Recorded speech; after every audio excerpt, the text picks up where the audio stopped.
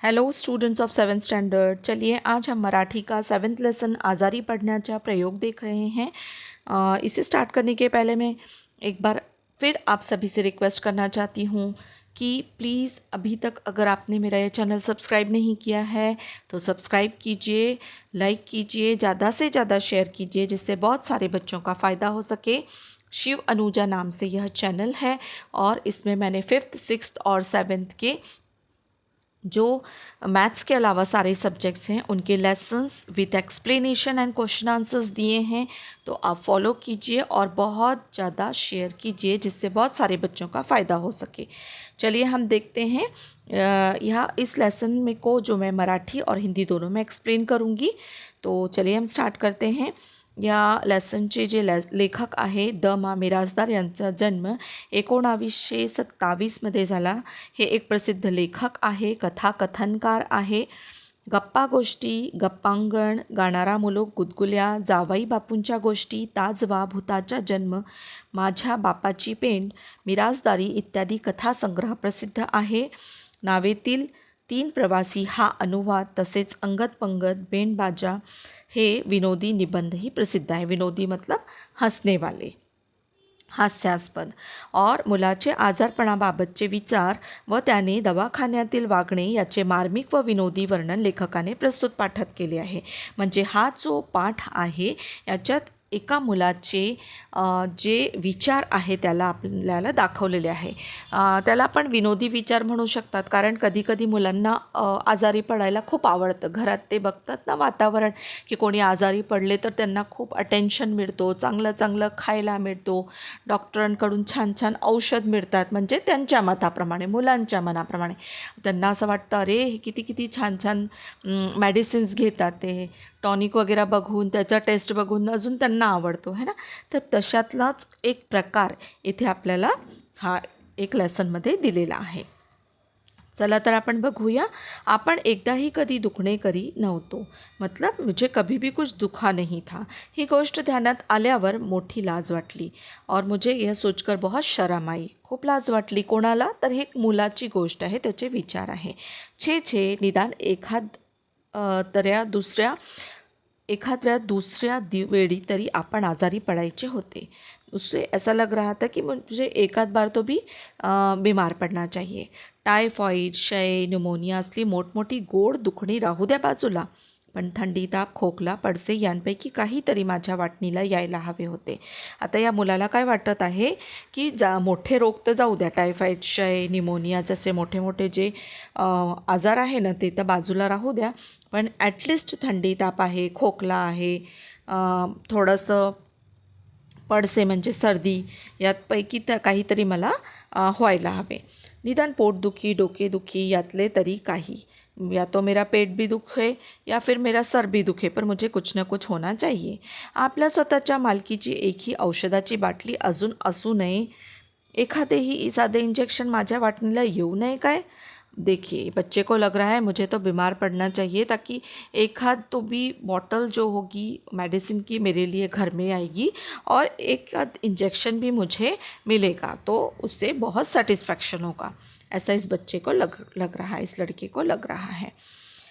आमच्या घरात नेहमी कोणीतरी आजारी पडायचे, आई नेहमी खोकायची। मुलगा काय बोलतो आहे, आपले विचार मांडतो आहे की आमच्या घरी कोणी ना कोणी आजारी पडायची, आई खोकायची, म्हणजे उससे हमेशा माँ को हमेशा खांसी आती रहती थी। बाबांना दर 8 दिवसांनी पड़से यायचेच और जो उसके पिताजी थे उसे कभी 8 दिन में ही सर्दी हो जाया करती थी। दादा कॉलेजात जात असला तरी त्याचे अंग नेहमी दुखायचे। आता दादा कुठे जायचा कॉलेजात तरी काही ना काही अंग त्याचे दुखत असायचे। कधी कधी ताईचे हात दुखायचे आणि ताईचे पण हात दुखतच राहायचे, पाय दुखायचे, तीही गादी टाकून झोपायची आणि तीही काय करायची, मग गादी टाकायची, मस्त झोपून घ्यायची। सगळ्यांची औषधे मोठी छान असायची। संत्री, मोसंबी, सफरचंद, खडीसाखर, बेदाणा, पेढे, गोड औषध यांचा मारा सारखा चाललेला असायचा। आता नेहमी आपण घरी बघतो आहे ना, कोणी आजारी पडले तर आपण त्यांच्यासाठी खूप काळजी घेतात, फ्रूट्स आणतात छान छान, जसं इथे दिले खडीसाखर आहे, बेदाणा आहे, पेढे आहे ना। काही खायला नाही आवडत तर आपण अशा गोष्टी खायला देतात है ना आजारी पडलेल्या माणसांना. तर हे मुलगा नेहमी बघत असे आणि त्याला वाटत असे की ही सगळी गोष्टी मला पण भेटायला पाहिजे. 4 दिवस आजारी पडून अशक्तपणा आला म्हणजे शिराही रोज़ व्हायचा. अब कोई बीमार पड़ जाता है और उससे बहुत कमज़ोरी लगती है तो वो घर में माँ क्या करती है कि हलवा बना कर देती है, शीरा बना कर देती है ना. तो इसे भी ऐसा लग रहा था की मुझे भी ये सब मिलना चाहिए. हा सगळा प्रकार पाहून आपण आजारी नाही या गोष्टीचे मला अत्यंत दुःख होऊ लागले. आता या मुलाला वाटायचे की मी तर आजारी पडतच नाही तर मला ह्या सगळ्या गोष्टी कसं काय मिळणार. जे पदार्थ ही सगळी मंडळी आजारी म्हणून खात असत ते औषध या नावाखाली मोडत असत. अभी देखिए मेडिसिन खाना है इसलिए हमें यह सब चीज़ें खानी पड़ेगी है ना, अच्छी अच्छी चीज़ें खानी पड़ेगी, ऐसा इस लड़के को लगता था, इस बच्चे को लगता था कि यह सब मेडिसिन खाना है इसलिए ये लोग अच्छा अच्छा खाते हैं, इन्हें अच्छा टेंशन मिलता है, त्यामुळे त्यांना हाथ लावायची मला सख्त मनाही असे. और इसलिए ना उसे उन लोगों की चीज़ों को हाथ लगाने की, खाने की भी जो भी चीज़ें थी उन्हें भी हाथ लगाना मना था. ही औषधे आपण ही बरोबरीने घ्यावीत आणि त्यांच्या दुःखात सहभागी व्हावे असे मला फार वाटू लागले. या मुलाला काय वाटायचे की आपण ही औषध घ्यायचे, आपण यांच्यासारखं खायचं असं त्याला वाटत असे. म्हणजे आपण पण यांच्या दुःखात सहभागी व्हावे म्हणजे आपल्यालाही असंच प्रकार काहीतरी व्हावा असं त्याला वाटत असे. या विचाराने मला काही सुचेना. घरातल्या माणसांचा मला मोठा राग येऊ लागला. त्यांचा स्वार्थीपणा पाहून मी अगदी चिडून गेलो. ती मंडळी स्वतःच इतक्या वेळा आजारी पडत होती की माझ्या वाटणीला कोणतेच आजारपण येत नव्हते. ते काही नाही पण आपण आजारी पडून डॉक्टरांकडून औषध आणायचेच असे शेवटी मी ठरवून टाकले.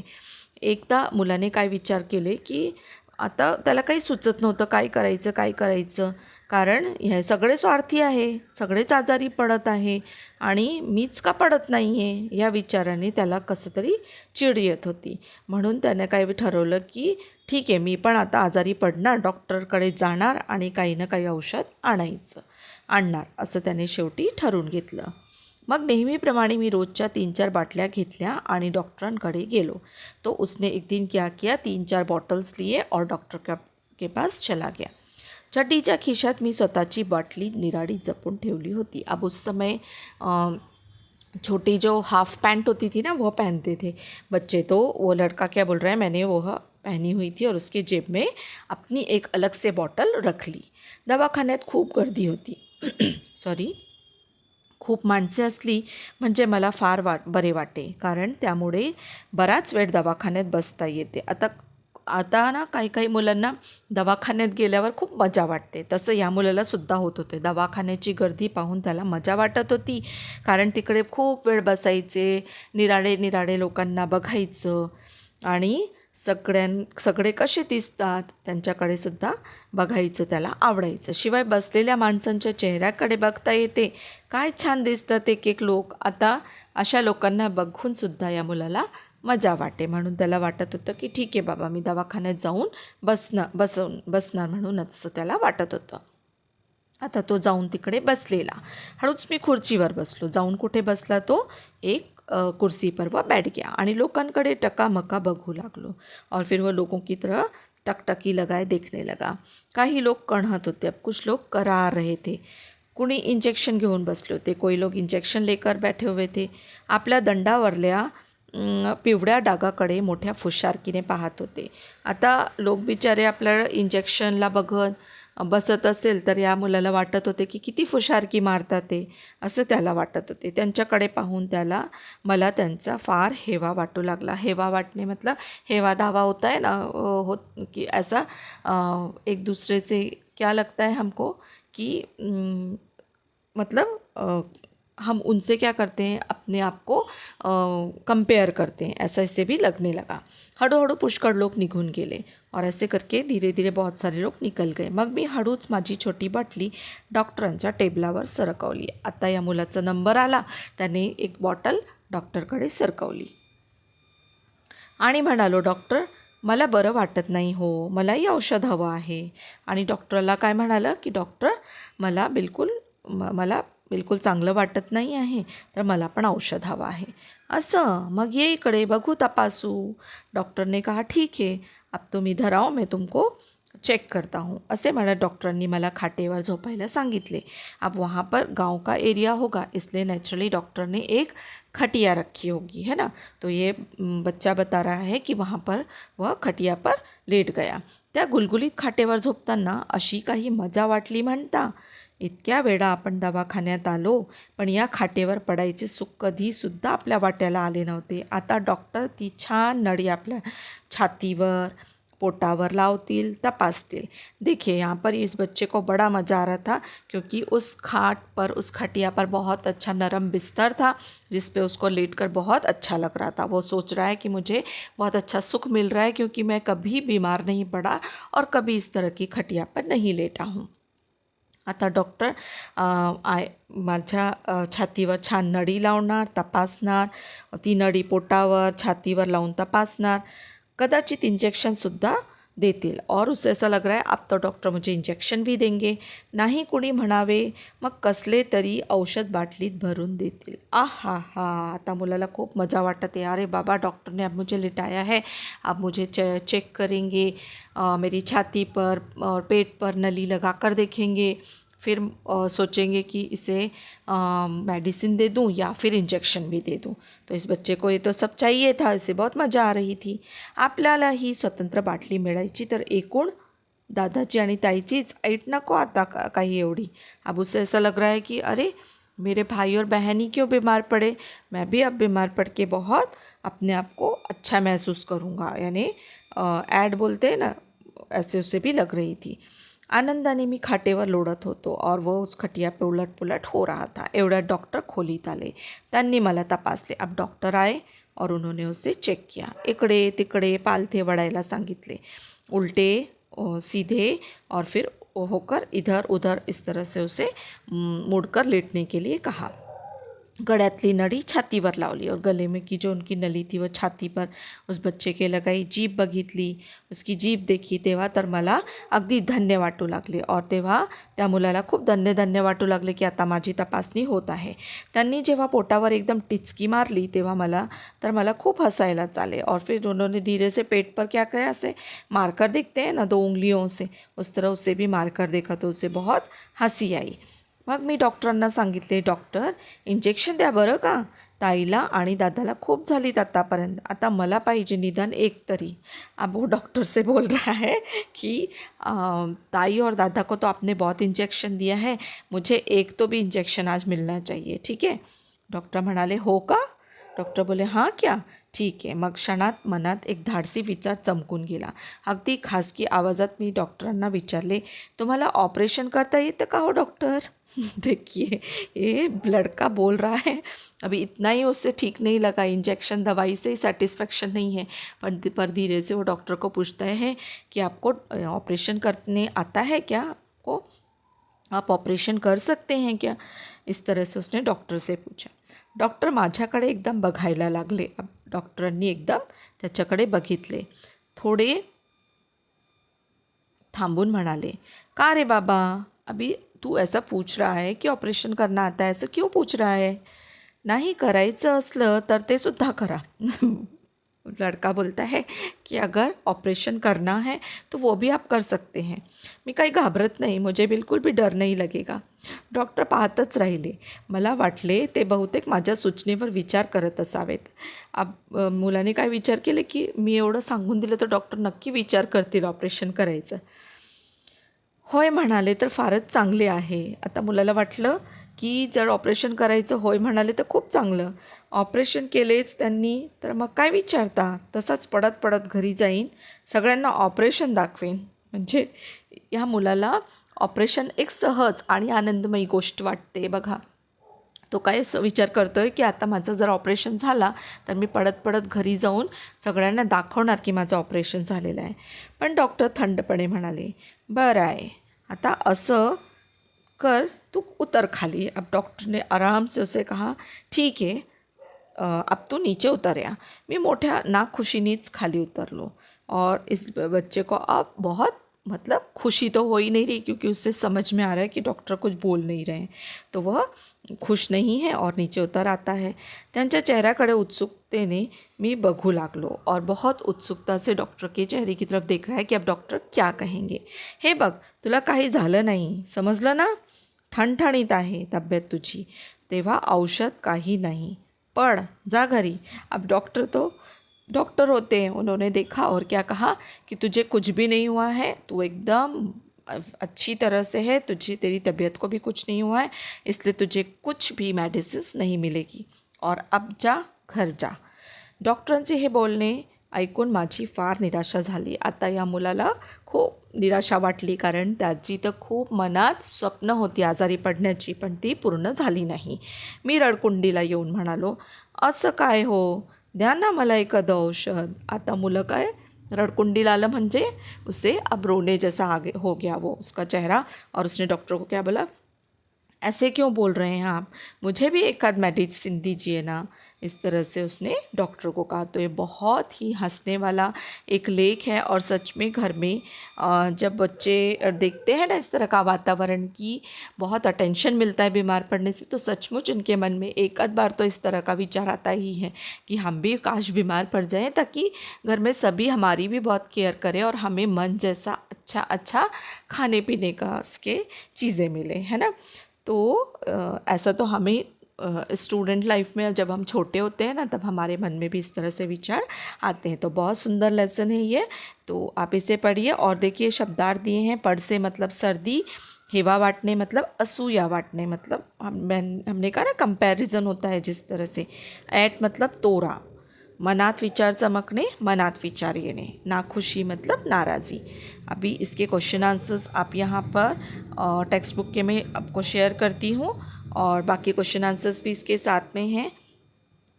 तो मुझे थोड़ा सा ये लेसन डालने में देर हुई है, तो प्लीज़ आप अभी इसे फॉलो कर सकते हैं. इसके क्वेश्चन आंसर्स भी इसके साथ ही मैं आपको दे रही हूँ. ठीक है.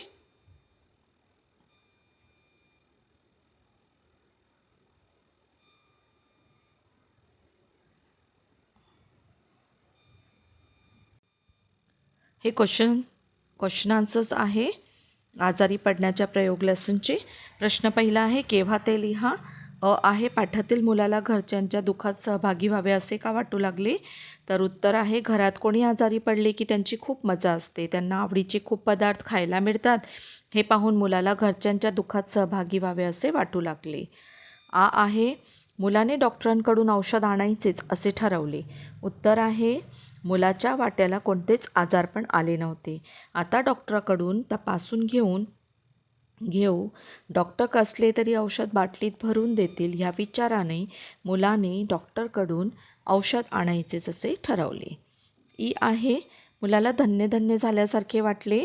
उत्तर आहे, डॉक्टरांनी मुलाला तपासले, गळ्यातली नळी छातीवर लावली, जीभ बघितली, तेव्हा मुलाला अगदी धन्य वाटू लागले. आहे, डॉक्टरांचे बोलणे ऐकून मुलाची निराशा झाली. उत्तर, जेव्हा डॉक्टर म्हणाले की तुला काही झालं नाही, तुझी तब्येत ठणठणीत आहे, तेव्हा तुला औषधाची गरज नाही, हे ऐकून मुलाची निराशा झाली. प्रश्न 2 आकृत्या पूर्ण करा. त्याच्यात आहे, मुलाच्या मते मोठी दुखणी, छोटी दुखणी. तर मोठी दुखणी आहे टायफॉईड, क्षय, निमोनिया. छोटी दुखणी आहे थंडी, ताप, खोकला, पडसे. आहे, मुलाच्या घरातील आजारी व्यक्तींची औषधे. उत्तर आहे, मोसंबी, सफरचंद, संत्री, खडीसाखर, बेदाणा, पेढे, शिरा. प्रश्न 3 आहे, खालील तक्ता पूर्ण करा. आपण आजारी असताना काय करू शकत नाही, हा एक तक्ता आहे. आणि हा दुसरा तक्ता जे आहे ना, आपण आजारी नसताना, इथे चुकीने असताना करून झालेला आहे, तर प्लीज तुम्ही तिकडे आपण आजारी नसताना काय करू शकतो असा हा आहे. खालील तक्ता पूर्ण करा. समजलं. तर 2 तक्ते आहे. पहिला आहे, आपण आजारी असताना काय करू शकत नाही, आणि दुसरा आहे, आपण आजारी नसताना करा, तिकडे नसताना काय करू शकतो. ते असताना झालेलं आहे माझ्याकडून चुकून, तर तुम्ही प्लीज तिकडे नसताना करा. आता याच्यात आपण पहिला जो तक्ता आहे ना तो बघू. आपण आजारी असताना काय करू शकत नाही. तर पहिला आहे त्याच्यात, आपण आजारी असताना बाहेर जाऊ शकत नाही, मनासारखा खाऊ शकत नाही, पथ्य पाडावा लागतो आणि अभ्यास करू शकत नाही. आणि आपण आजारी नसताना काय काय होतं, तर आपण मनाप्रमाणे खेळू शकतो, आपण बाहेर जाऊ शकतो, शाळेत जाऊ शकतो, अभ्यास भरपूर करू शकतो. नेक्स्ट आहे प्रश्न, खालील शब्दात मराठी भाषेतील पर्यायी शब्द लिहा. तर डॉक्टर वैद्य, ऑपरेशन शस्त्रक्रिया, मेडिसिन औषध, पेशंट रुग्ण. नेक्स्ट आहे गुलगुलीत बिछाना याप्रमाणे काही दिलेल्या चौकोनातील शब्दांच्या जोड्या जुळवा. बघा इथे प्रश्नात आपल्याला शब्द दिले आहे, तर आपण उत्तरात इथे जोडी बघूया. टवटवीत फूल, बटबटीत डोळे, ठणठणीत आरोग्य, चमचमीत भाजी, मिडमिडीत जेवण, गुडगुडीत दगड. इथे एक प्रश्न दिला आहे आपल्याला. खाली दिलेल्या चौकोनातील चित्रांसंबंधी काही शब्द दिलेले आहेत. या शब्दांचा उपयोग करून वाक्य तयार करा. तर हे काही शब्द आहे बघा इथे. औषधांपासून, औषधांचा, औषधातून, औषधांना, औषधांच्या, औषधांवर, औषध, औषधांना यांचे वाक्य बनवू आपण. पहिला आहे औषधांपासून. तर नकली औषधांपासून सर्वांनी दूर व सावध राहायला पाहिजे. नेक्स्ट आहे औषधांचा. औषधांचा वापर काळजीपूर्वक करा. नेक्स्ट आहे औषधातून. सर्व औषधातून ही एकच गोड औषध आहे. नेक्स्ट आहे औषधांना. या सर्व औषधांना खूपच खर्च आला. नेक्स्ट आहे औषधांच्या खर्चामुळे माणूस खूप खचून जातो. नेक्स्ट आहे औषधांवर लक्ष ठेवा. नेक्स्ट आहे औषध, वेळेवर औषध घेत जा. नेक्स्ट औषधांना योग्य जागेवर ठेवा. नेक्स्ट क्वेश्चन, कंसात दिलेल्या वाक्प्रचारांचा उपयोग करून खालील वाक्ये पूर्ण करा. त्याच्यात आपल्याला काही ऑप्शन्स दिलेले आहे इकडे, ते आपण इथे रिकाम्या जागेत भरू. सुलेमान चाचा रोज सकाळी फिरायला जातात, त्यामुळे त्यांची तब्येत ठणठणीत असते. ध्वनिक्षेपकाच्या आवाजामुळे घरात आजोबांना काही सुचेनासे झाले. नेक्स्ट, जॉन आज शाळेत नवीन कंपास घेऊन आला होता. वर्गातील सर्व मुलांना दाखवत तो खूप फुशारकी मारत होता. नेक्स्ट आहे तो रस्ता खासगी असल्यामुळे आपले वाहन तिथून नेण्याला सक्त मनाई असते. तर हे आपले क्वेश्चन आन्सर्स आहे.